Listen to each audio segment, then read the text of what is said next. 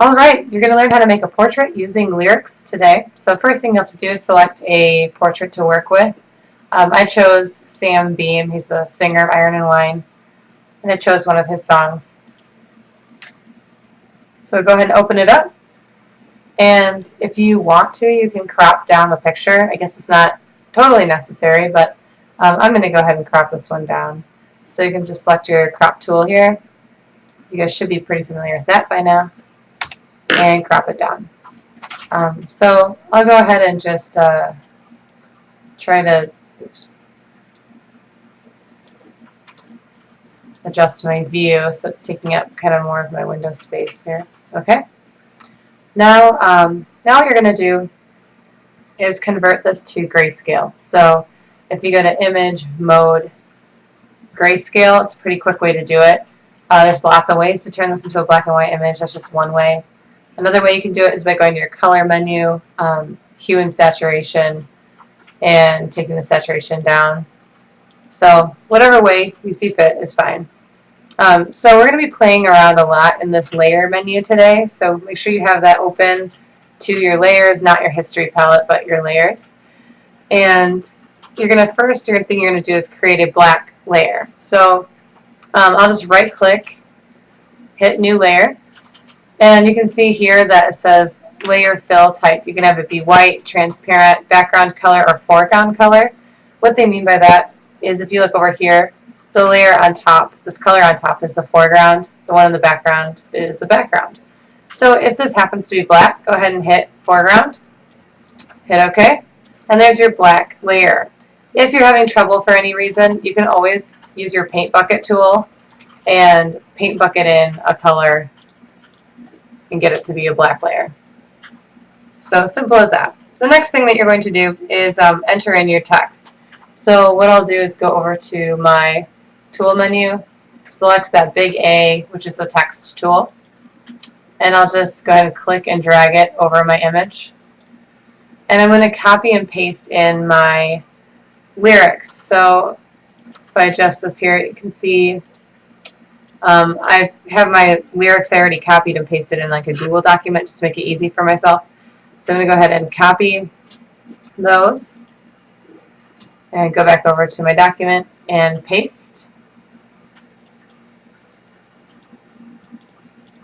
And I can't see them right now because I'm pretty sure I pasted them in black. So if I change my image color to, or sorry, my text color to white, that should solve the problem. Which I need to get my toolbox open.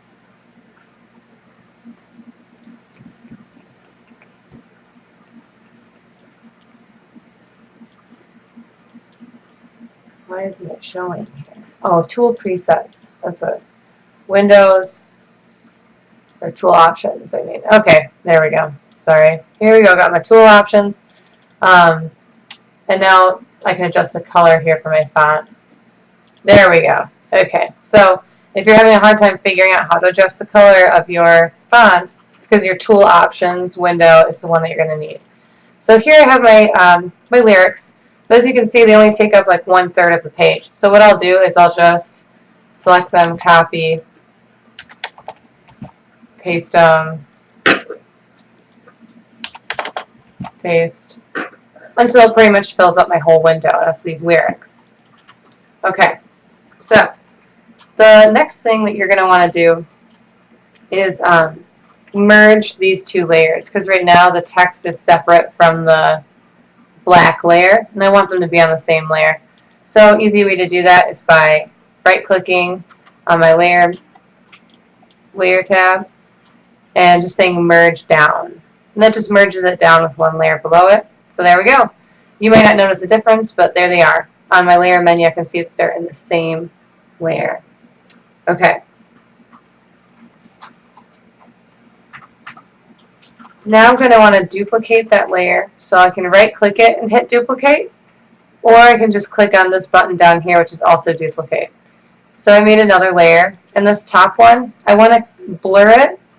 The reason why is it just makes it a little bit easier for this filter to work if you have it slightly blurry text. or like text that has almost like a little halo above it. So I'll zoom in a bit on my picture so maybe you can see this happening. So I'll go ahead and go to Filters, Blur, and Gaussian Blur. That just basically means the simplest, easiest way of blurring. Down here, I'm not sure what yours will be set to on your computer, but set it to somewhere about 11 by 11. That just tells the filter how much to blur it. And right here, there's a preview button. So if you take the preview off, you'll see the before and after the blur. Just for the sake of curiosity, let's change this to 50. You can see how much it blurs it there. It goes extremely blurred. So we don't want it that much. We'll do around 10 or 11. Oops. There we go. Okay. So now I have two text layers. I have one that is blurred, one that's not blurred. So here I'll toggle between the two so you can tell the difference. And what I want to do for this is kind of mesh those two together. So one way we can do that is by going to the top one that I just made, going up to Mode, and then selecting Screen, and then merging it with the one below it. And so that can create kind of a little bit of a halo effect. If you do that a couple more times, you can get more of that effect. But for our purposes, one time should be fine. Okay, so now for the fun part, we need to make one more layer here, just another black layer. Okay, so we have our black layer and our font and our portrait. At this time, I'd want you to organize your layers. Put your portrait one on top. Put your black one in the middle and the text one on the bottom. And I'm going to adjust my view here again. There we go. And we're going to want to make sure that our portrait layer has a add alpha channel, and that allows us to create this sort of see-through transparency. So right click on your portrait layer and then scroll down to add alpha channel. So you're going to add an alpha channel. It will look like nothing happened. Don't worry about it. As long as you select it, it's fine. If I try and do it again, you'll see that the option's grayed out, and that means you've already done it. And now what we're going to do is add a layer mask. So I'll right click on it again and hit add layer mask. And the default should say white, which is what you want, so you just say add. Now what I want to do is I'll hide these two layers so I can see my text. And I want to select all of this text, copy it, and then I want to click on my layer mask, this white box. Click on that white box and then paste my text in there. So this is really similar to prior projects that you've done where you've played around with making ghosts in the image. So just like if I were to take my paintbrush and paintbrush inside of here, it would show that image underneath. Remember how we switched from black and white back and forth? It's the same thing, except this time I'm using text to create that mask.